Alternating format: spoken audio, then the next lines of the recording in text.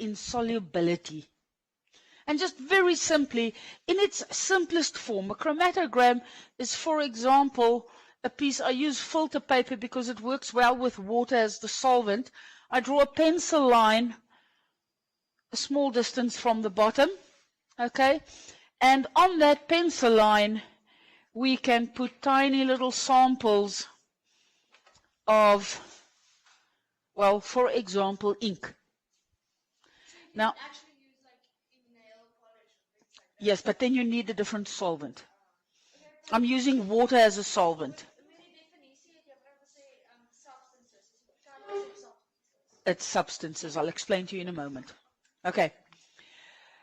The chromatogram, you usually hang it up. You can put a ruler across the top of the container and a little bit of sellotape, and you hang your chromatogram up so that just the lower edge is in the water. We're using water as a solvent, so you can assume that the pigments that we are using are also water soluble. If I use, for example, a permanent Koki, I won't get a result because the permanent ink has a different solvent. But water as a solvent, many of your inks are water soluble. Those are probably all water soluble. Okay. So what is going to happen is the water is going to be drawn up this chromatogram. But together with the water, as it is drawn up the chromatogram, the pigment in the inks also dissolve in the water. And the water takes it up along the chromatogram. And we find very simply that if the water has reached the edge of the paper, then you stop the process, you take it out of the water. You will find that the different pigments will travel up to different heights. All right? If I had an extra one over here consisting of blue and green and red ink, then I will find the following over here. There, and there. Do you follow? Well, it depends on what pigments are used to make the black ink. Different companies use different pigments, okay, or different dyes. So you could do a chromatogram, and this is what they do in forensic science when they, for example, try and figure out which pen wrote the note. They can do a chromatography of the ink, and they can trace the ink. Well, if they've got the particular pen, they can trace it back to a particular pen. Okay. The larger companies with the fountain pens, the more expensive ones, have got specific batch lots that they know what dyes they use, and you can even trace it back to a specific batch lot on when you start investigating these things. Now, when we use colored substances, it's very easy to see. Oh, okay, these two had the same thing, those two contain the same thing, and those two contain the same thing. Can you see that? All right. Now, we can work out a mathematical volume. We talk about an RF value. Now, the RF value is the distance traveled by the substance. Okay, so distance traveled by substance. Okay, yes, divided by the distance traveled by the solvent. Distance traveled by substance, okay, divided by distance traveled by solvent. And then just remember, if I asked you which pigment is more soluble, the red one is more soluble. Why? It traveled up the highest, okay, along with the pigments. Now, for example, in medicine, they can test urine samples for sugars or proteins. These sugars and proteins do not have colors. So you're going to get a chromatogram with invisible spots on them. So what they go and do is they treat those invisible spots with something known as a locating agent. All right. Now specific substances require specific locating agents, but we aren't doing medical science now, so just very simply, this looks terrible, okay. A locating agent is just something they will spray on the chromatogram to allow the points to become visible. Do they have to have different colors? No, because if my chromatogram, if I have got one, there's my chromatogram, and there's my pencil line, and I had different spots of whatever substance I had on there, and I got a result like this.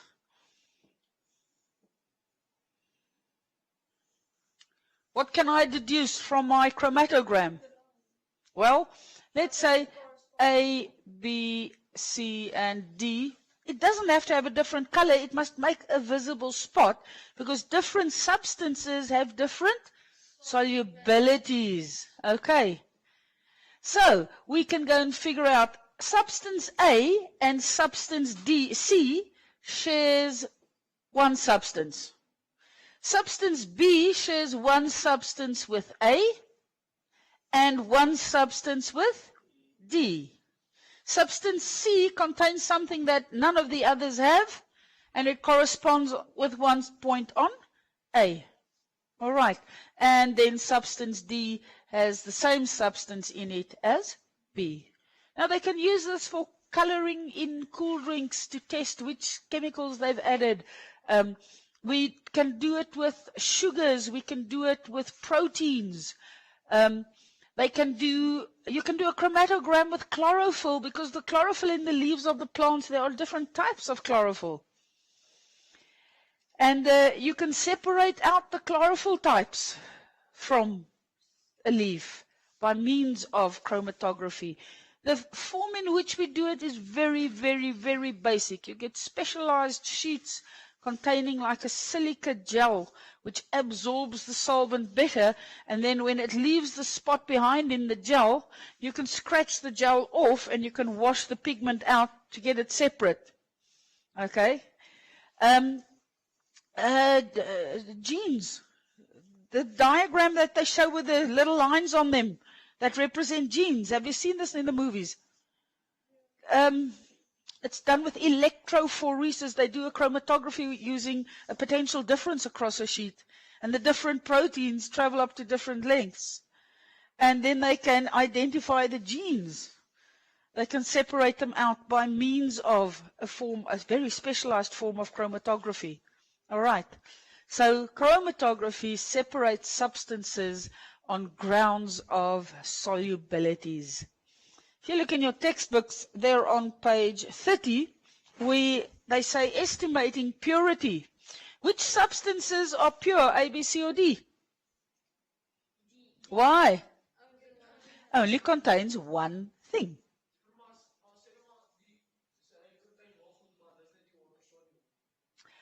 Well, okay, then it's not pure. But we're assuming now they're all soluble in the same thing, same medium. Okay. They say, page 10, just below point 2, you will notice that some dyes rise up the paper more easily than others. What is the reason for that? Some are more soluble than others. Those that are more soluble will rise up the furthest. No. Okay. Then they say you can test to see whether it's pure or not. In other words, if there's only one substance that separates out of it, you can assume it's pure.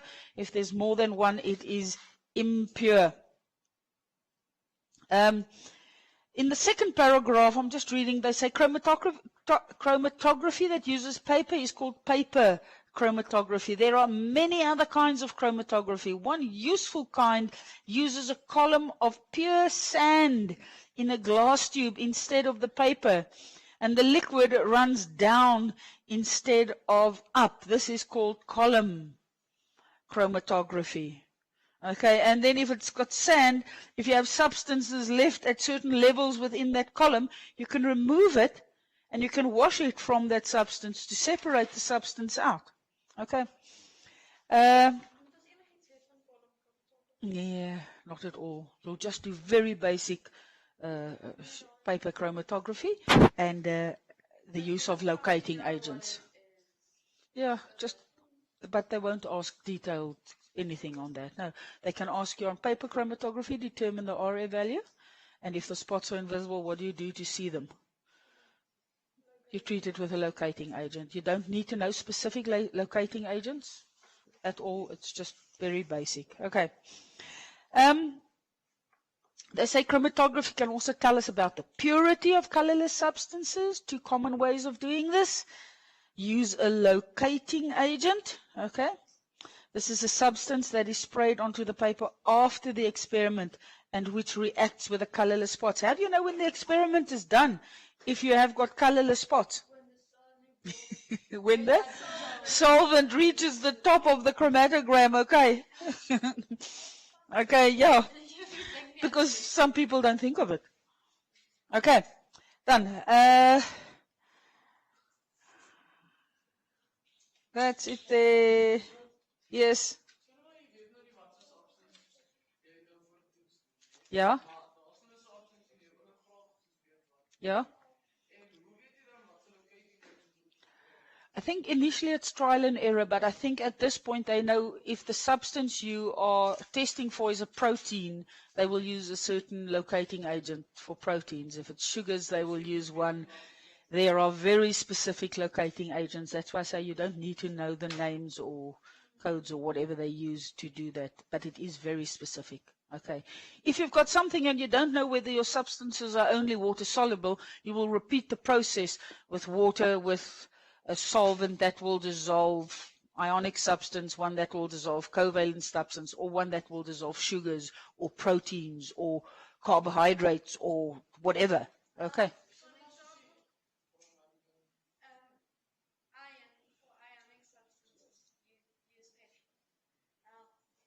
No, you don't use petrol.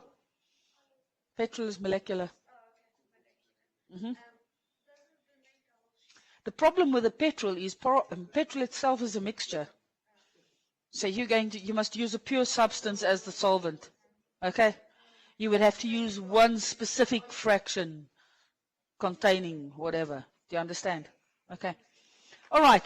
That then on chromatography, right at the bottom of the page, there they refer to electrophoresis. An interesting kind of chromatography is electrophoresis. An electric potential difference is made on the paper by attaching the top and the bottom to a direct DC voltage source. This creates a potential gradient, and different molecules will be pulled at different rates along this gradient.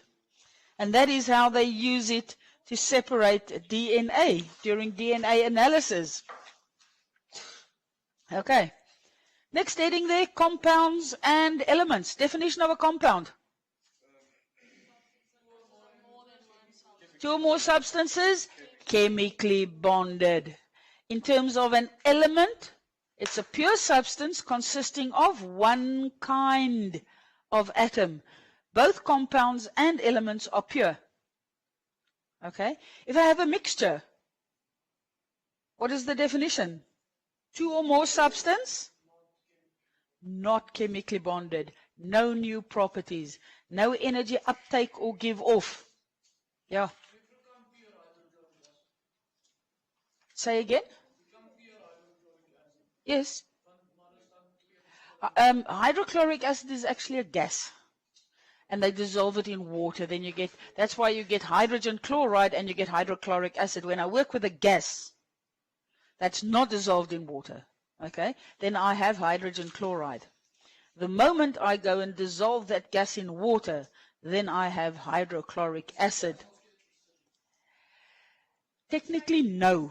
It's very soluble in water, so if it goes into the air or into a medium where there is water available, it's going to dissolve in the water and then it will be acidic. There's moisture in your lungs. Yes, then it acts as an acid. Okay. They dissolve in the rain. They ionize. Acids are molecular. They aren't ions. But when they react with the water, they form hydrogen ions and the corresponding negative, the chloride or the sulfate or the carbonate ion. Okay.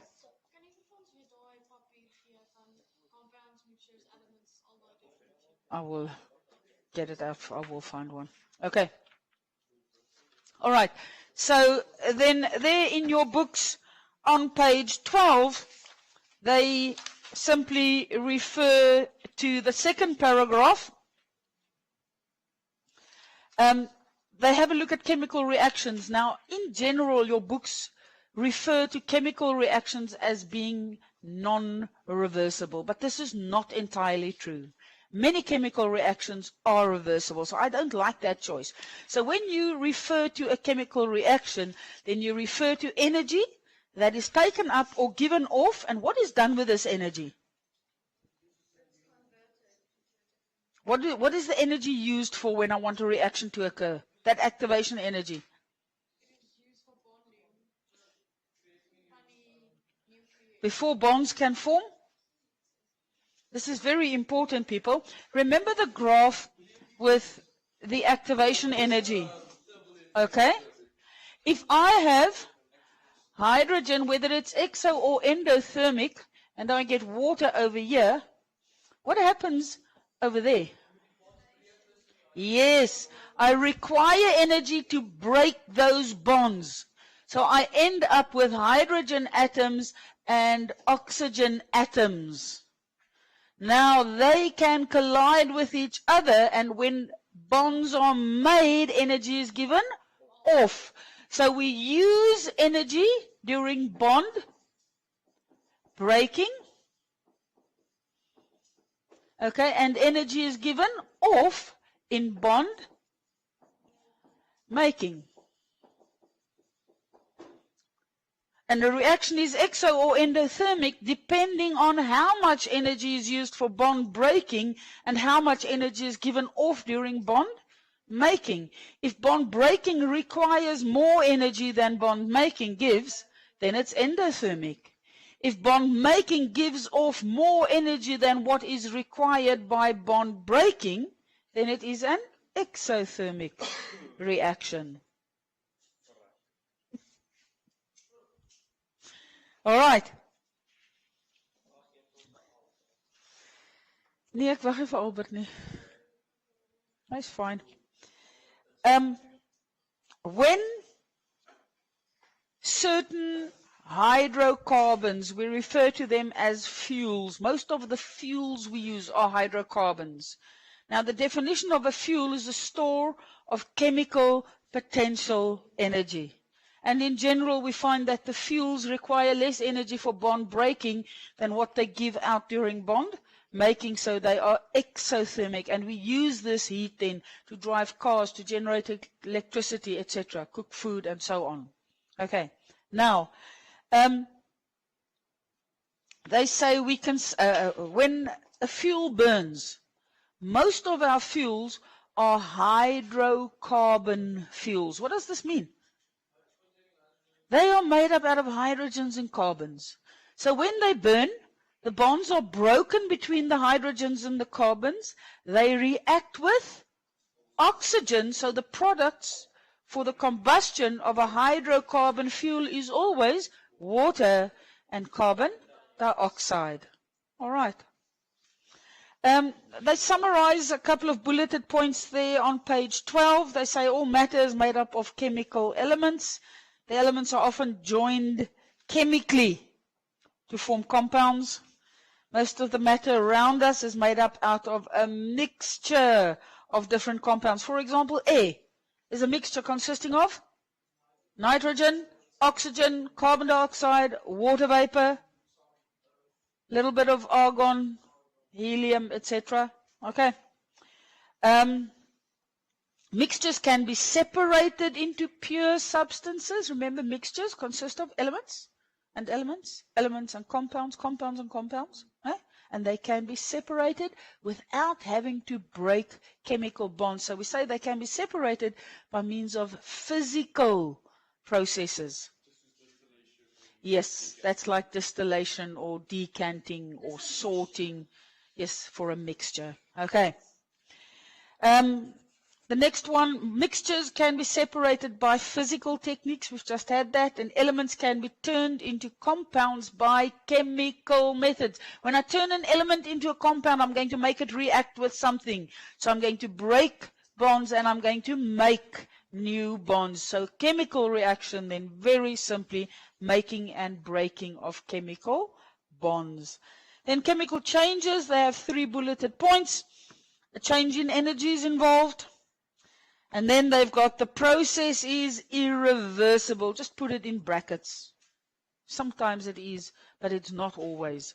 And the last one, the products are different from the substances that we started out with. They have new properties. So things like melting and boiling and evaporation and condensation are physical changes. We don't change the substance. But when we start cooking food or we start burning wood, then we get a chemical change, because we start out with one thing and we end up with something completely different. All right. Kinetic theory, all matter, one of 3 states, solids, liquids, or gases. The phase change from a solid to a liquid is melting. A liquid to a gas is evaporation. A solid to a gas? Sublimation, and then it can go back, it can go from a gas, they can condense and form a liquid, and liquids can solidify and form solids. If a gas goes directly to a solid, we refer to it as sublimation. I see nowadays they put into the textbooks resublimation or deposition, just to distinguish between the 2 directions. No? Okay. Chapter 2. Let's just carry on with the stuff we've been doing. No, none of those tables are, you don't learn any of those things out of your head. Now, people, this whole first chapter is a little bit of, I don't think there's anything new except for the chromatography. It's just the differences between elements and compounds, pure and impure, mixtures and compounds or elements, etc. Now, in the next section, chapter 2, we are going to have a look at, well, basically, chemical bonding. Now, before we start off with bonding, they do the structure of the atom.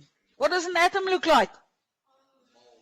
Consists of a nucleus containing protons and neutrons. Okay, put one there. And electrons. Now, technically, I don't really need that ring there. Why not? It's just particles. There isn't a ring around the nucleus as such. There's not a ring keeping the particles together. What keeps these particles together? Just simple attractive forces between...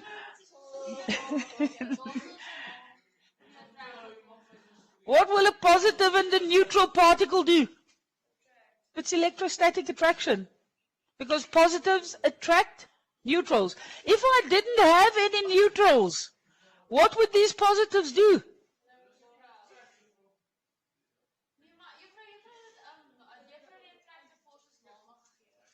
No, I did Coulomb forces and Van der Waals forces. If there were no neutrons in the nucleus, what will the positive particles do? They would repel. Would the nucleus be stable? No. So, yeah? Yes, but they do attract the electrons, but because the electrons don't form part of the central cluster. Oh, now I've got a wrong color over here. Let's do green. Okay, here are some neutrons. That is why the neutrons in the nucleus are there. It keeps the nucleus stable. What happens if a nucleus becomes too large? Like in uranium, when I shoot a neutron into it, they break up and we get nuclear reactions. But we are not busy with nuclear reactions now. So the chemical reactions that we work with do not involve the energy of the nucleus as such. It involves the energy with respect to the electrons. Now, electrons are negative, and you should know at this point that the negative electrons are found in shells around the nucleus. We have different shells. What's the difference between different shells? The first one has 2 electrons and the rest is 8. Yes, and what else? The first shell is the lowest energy. The second, so electrons with the least energy going to the first shell, next bit of energy going to the second shell, etc. Okay, now the electrons going into 28888 is not entirely true. But it's part of the model that we will work with, but there's a little extension on the higher level work where we go and have a look at the SPD distribution, but I'll explain that when we get there. For now, we are going to look at chemical bonds. So when one atom bonds chemically with another atom, the forces lie between the electrons, specifically on the outer shells. Chemical bonds involve outer shell electrons. And there are 2 basic ways in which we've done bonding. Which 2 bonds? Ionic bonding and Yes, we've done metallic and covalent bonding. And then we did metallic bonding. But metallic bonding is simple. It's just one metal ion with another metal ion and the delocalized electrons holding them together. All right. So, in general, when I burn a hydrocarbon fuel, I am breaking covalent bonds. All right. When I have an electrochemical cell, it's got to do with attractive forces between the ions that I can either break apart or put together. So, chemical reactions involve outer shell electrons, the bonds between outer shell electrons. Okay. How big are atoms and molecules? What's the answer to that one? They aren't big, they're very small. Okay. People, if I have 2 grams of hydrogen, just 2 grams, have you got an idea of how small 2 grams are? I will have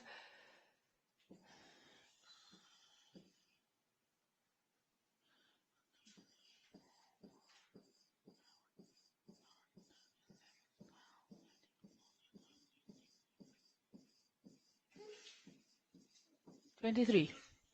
I will have so many hydrogen molecules. So 2 grams, I mean, that's tiny. It's tiny amounts. But look how many molecules of hydrogen will I have. Okay? So these particles are very, very small. They are so small, they almost don't exist. Okay? They say there on page 70, it's an interesting part there in the Did You Know, they say, if you throw a bucket full of water, now a bucket is probably about 5 liters, a bucket full or between 5 and 10 liters of water into the Atlantic Ocean in Argentina, okay, and then traveled across the Atlantic Ocean to Namibia and take out a bucket full of the Atlantic Ocean there will probably be some of the molecules from your Argentinian bucket. It's because there are billions and billions and billions of particles of water in that bucket of water. All right. They say this is because there are many more molecules of water in a bucketful than there are bucketfuls of water in the South Atlantic Ocean. If I could count the particles in the bucket of water, there will be more particles than if I emptied out the whole Atlantic Ocean and I started filling it up with the buckets. The amounts of buckets used to fill the ocean will be less than the amount of particles inside a bucket. Okay, it's just ways to explain how very tiny these things are. Remember the structure of the atom? It's just a theory. We accept the theory because it explains what we want to explain.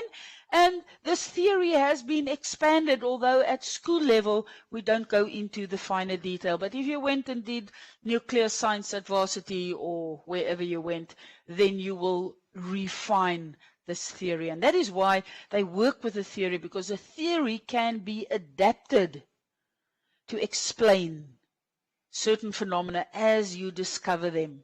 Or they can throw out the theory and say, no, this theory does only explain up to here. We have a better theory, so we can throw out this one.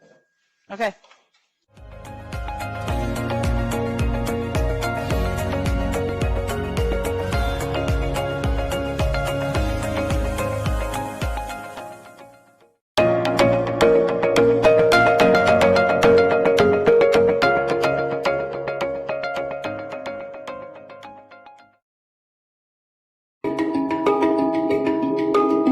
BBC's Smart Money program presents an exciting new technology segment dubbed Smart Tech.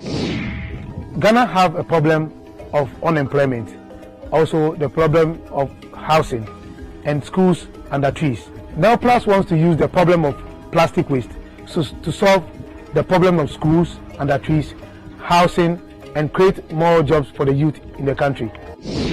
Bonjour. Hello, I am Sao Duniang, director of the Palms Luxury Boutique Hotel in Dakar. J'ai commencé. I started by cleaning a toilet. Today, I am the manager of my own 5-star hotel boutique with 60 employees. Étoile. To give more people access to these life-saving vaccines, South Africa and India have proposed a waiver of COVID-19 patents. And the move seems to be gathering momentum after receiving the backing of the United States. But even if the patent waiver is indeed granted, can Africa manufacture these vaccines at scale?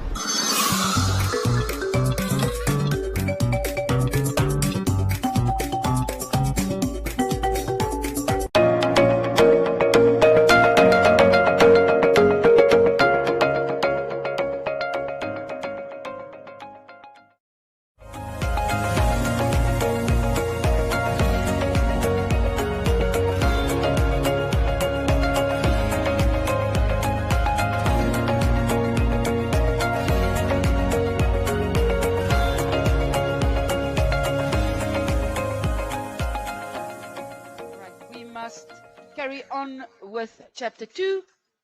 We started off, we said that atoms are extremely small. All right, that's the basics of it. Now, the atomic theory, we have the structure of the atom as we know it today, consisting of a nucleus made up out of protons and neutrons. And around the nucleus, we get electrons. Electrons are negative. The protons, we said, are positive. The neutrons are neutral. And I explained to you yesterday that the positives in the nucleus stay together because there are neutral particles in the nucleus. If there wasn't any neutral particles, the positives would repel and the nucleus would be unstable. It will fall apart. All right. The electrons are held in shells, depending on how much energy they have. Those with the least energy go into the first shell, then the second shell, then the third shell, etc. The electrons are also held by electrostatic forces. Remember, both the protons and the neutrons will have an attractive force on the electrons. When we did bonding in the previous years, we saw that electrons form pairs when they form bonds.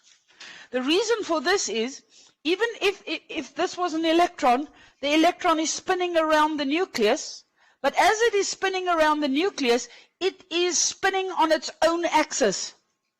The electrons that pair off have opposite spin.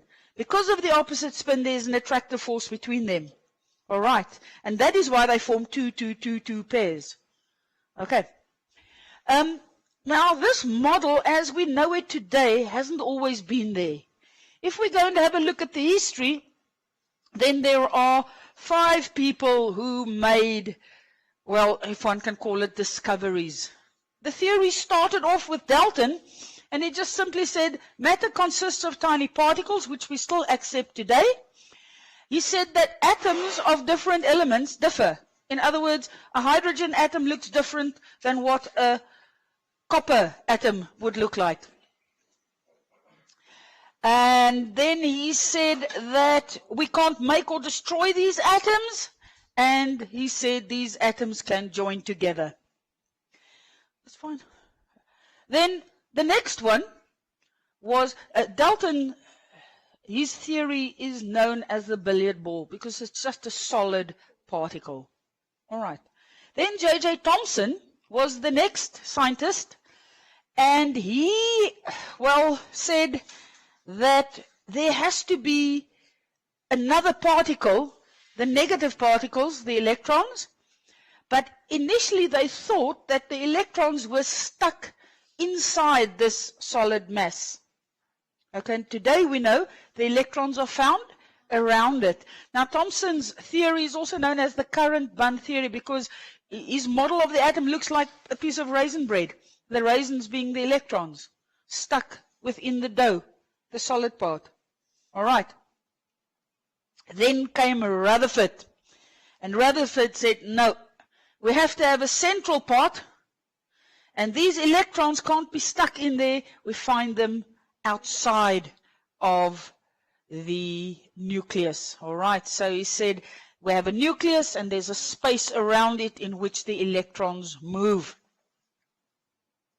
Then came Bohr, and Bohr refined Rutherford's theory further. He said, yes, these electrons we do find them outside of the nucleus, but we find them in specific energy levels. So the idea of the shells around the nucleus in which we find the electrons was then sort of brought into action. But there was still a problem, because as I've showed you, if the nucleus only consists of different positive particles, it's going to fall apart.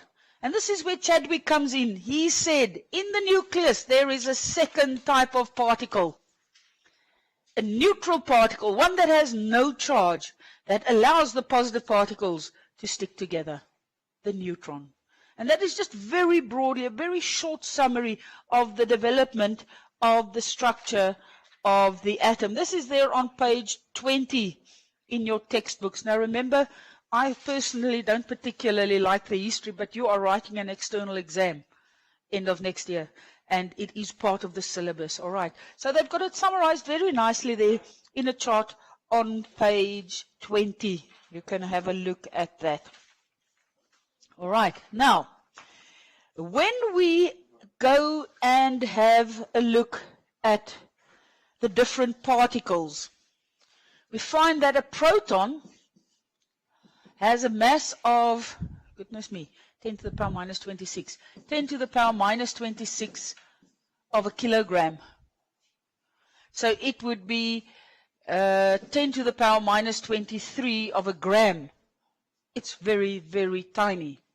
That's a proton. Now a neutron has more or less the same mass. An electron is much lighter. If I remember correctly, an electron has a mass of 1,840th of that of a proton. Now, you don't have to remember those values. It's just once again confirming the idea that these particles are very, very tiny. Okay. If we go to the periodic table, we find that the elements have a very specific arrangement. According to what rule are these elements ordered? Well, in the first place, according to the atomic number, because the atomic number is the number of protons, and this tells me which element we have. The atomic number, hydrogen is number 1, helium is number 2, because helium has 2 protons and hydrogen is 1 proton. Lithium is number 3, it's got 3 protons. Beryllium has 4 protons, so it's different from lithium. And so you can go on. Okay? So elements are arranged according to the number of protons. But why does the periodic table have the funny shape that it has? Why is there, well, 8 columns with a section in between? Well, yeah, have a go.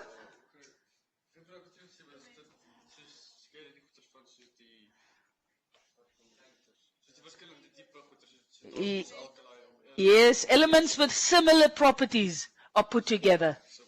All right, and that is how the structure of the periodic table was eventually, well, developed or discovered, if you want to put it that way.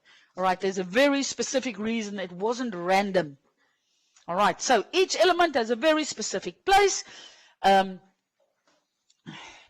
The different groupings of the element is because of they have similar properties. All right, and we will go into that a little bit later on. Now, protons, I've just said to you, have very tiny masses. Similarly, neutrons and electrons even less. So when we work with the atom, just to make things slightly easier, we tend to ignore the mass of an electron. So in other words, if an atom loses or gains an electron to form an ion, it doesn't affect the mass. All right. Because this is a very difficult number to work with when we start calculating, we say the mass of a proton is equal to the mass of a neutron, which has a mass of 1 atomic mass unit. An atomic mass unit. Just 1. And then eventually you will see, to make things even easier, we've taken it as 1 gram. Because if I pull out a proton from a neon nucleus and I pull out a proton from a gold nucleus, will those protons be different? No, they are identical. All right, they are the building blocks. It's like houses. Houses are built with bricks. If I packed all the bricks next to each other, they will look the same. Or many houses, their bricks will be the same. But are the houses the same? No. All right. So, then on the periodic table, we say elements are arranged according to the number of protons. But we know in the nucleus, what do we get? Protons and neutrons. So we get something that we refer to as the mass number. Now the mass number is the number of protons plus the number of neutrons. We can refer to them as nucleons. All right. The mass number is equal to the number of nucleons. So, if I have got 10 protons and 11 neutrons, what would my mass number be? 21. And in what unit would I write it? 21 atomic mass units. All right. When we write the symbol of an element, if the element is X, X stands for any element, then we find that the mass number, the atomic number is down on the bottom and the mass number is at the top. And you tend to forget that, but it's actually so easy. Waar is hy nou heen? There, okay. A to Z. First letter of the alphabet, last letter of the alphabet. A stands for mass, M-A-S-S. Z stands for the atomic number. All right. That one is the number of protons plus the number of neutrons. That one is the number of protons. So I can take any element and I can go and, let's say I'll take sulfur. Sulfur is element number 16 and it has a mass number of 32. If I had sulfur 16 and let's say 34 over there, what does it mean?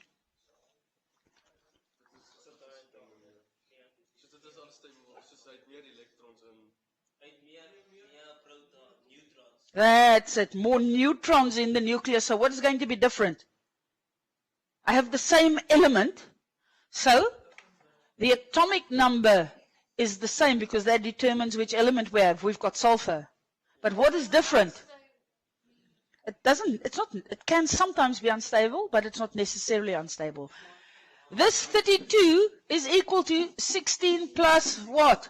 16. Yes, but what is that? What is that 16? Yes, that is the number of neutrons. And this 34 consists of 16 protons plus 18 neutrons. What do we call atoms of the same element? Different numbers of neutrons? No? Not ions? It is something with an I. Ooh, you're in grade 11. You've done them in grade 8. You've done them in grade 9. You've done them in grade 10. How about an isotope? Oh. Okay. These elements are isotopes of each other. Now, she said at this stage, because the nucleus over here is going to be bigger, this one is probably unstable. Very often it does happen that some of the isotopes of elements are unstable, while the other isotopes are stable. You don't need to know out of your head which are stable and which aren't. Just you need to know an isotope is atoms of the same element, okay, but different mass numbers. Okay, and now, when we were at the course, and it's really stupid, they ask isotopes as a definition for 2 marks. All right? For this, you will get 1 mark. And I argued with him.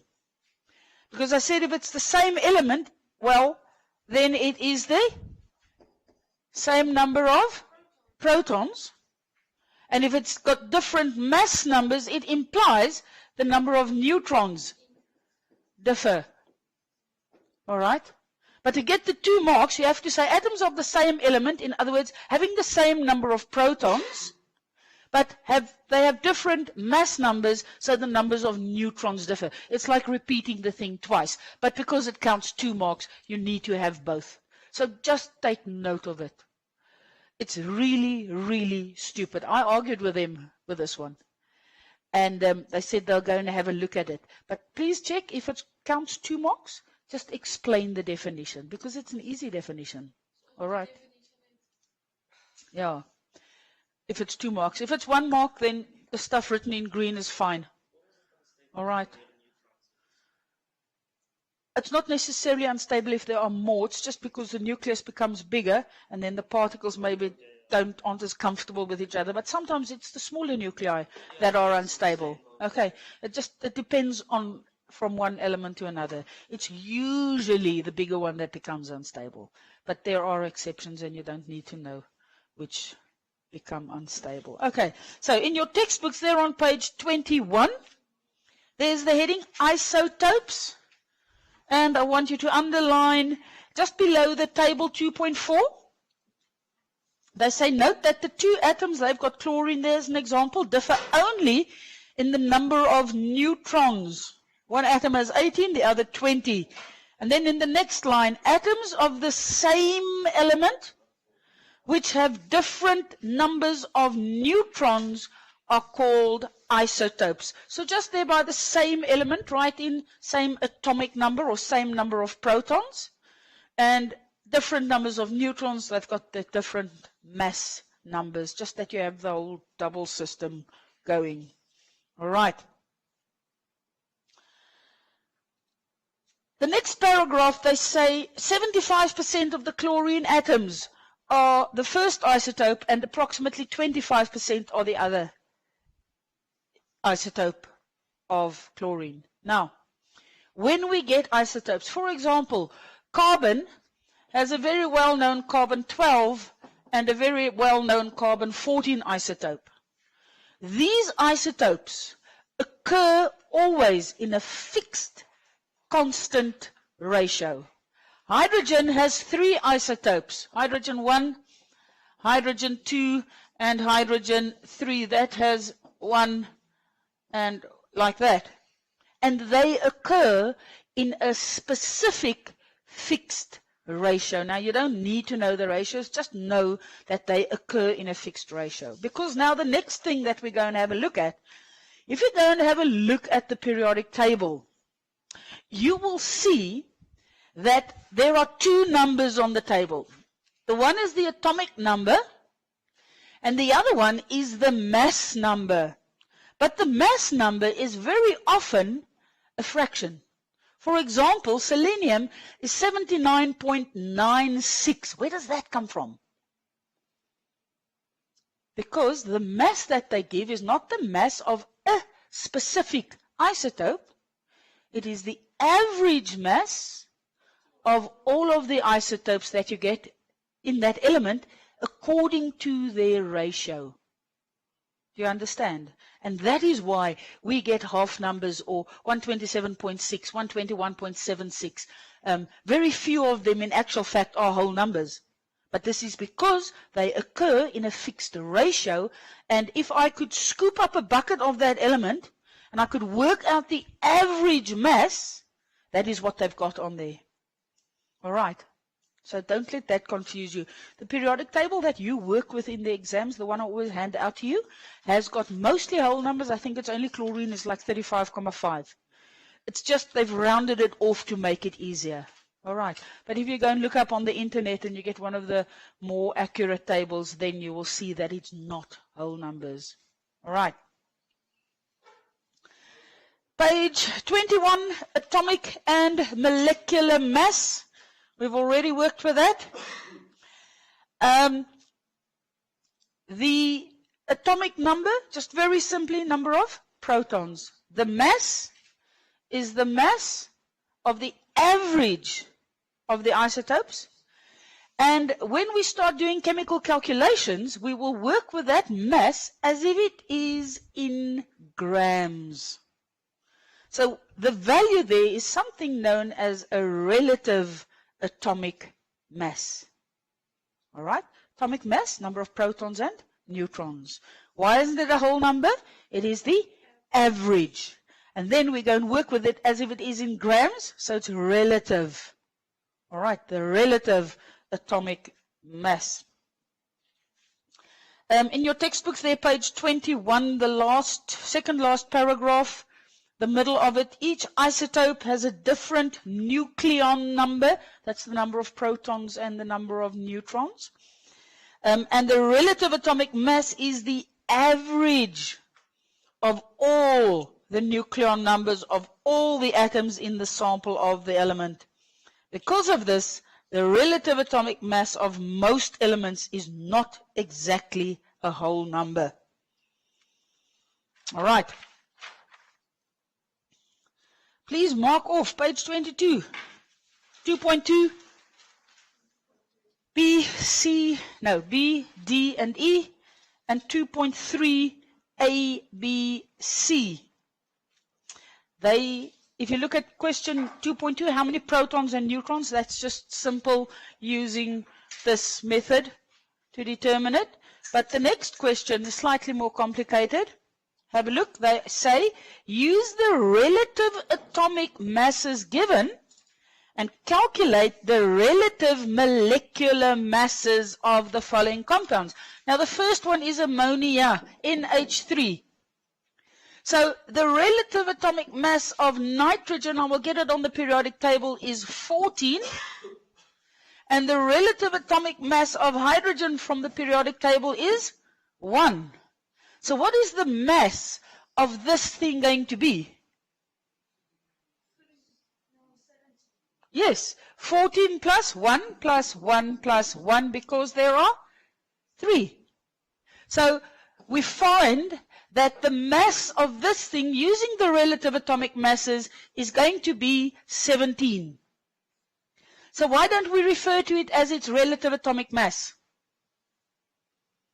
Why do they refer to it as the relative molecular mass? Yes, because I have a molecule.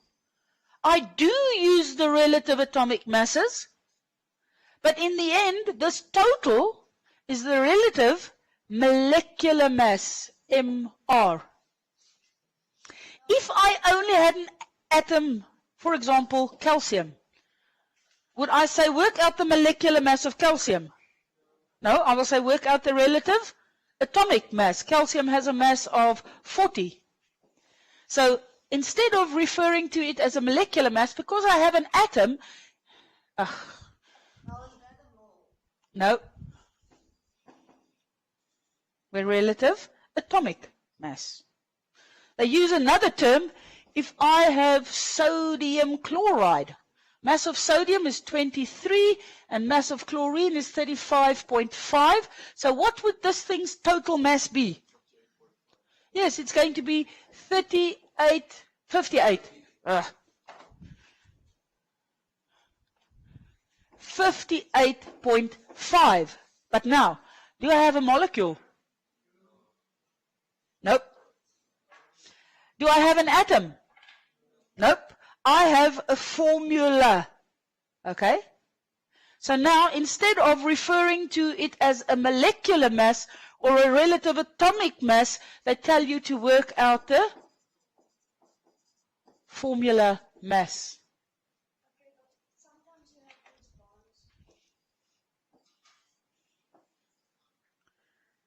They come from the relative atomic masses. Say again.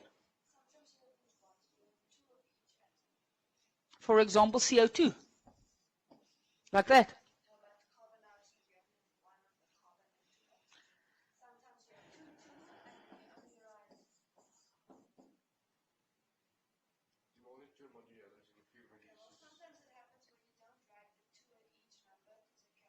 Oh, no, that doesn't matter. We work with it.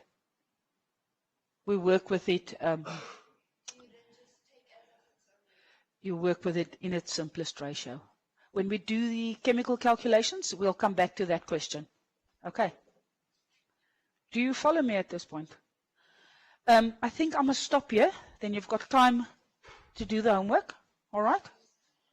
And that's it.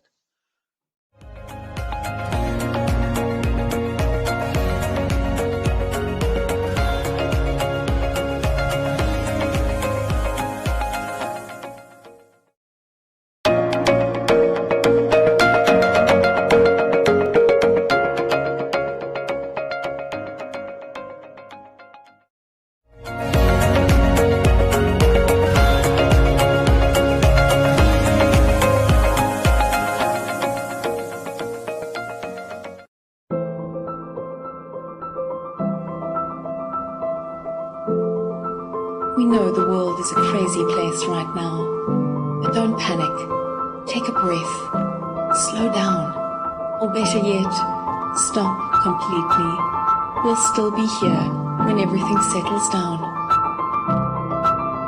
In this time of uncertainty, look to nature. She has all the answers, you know.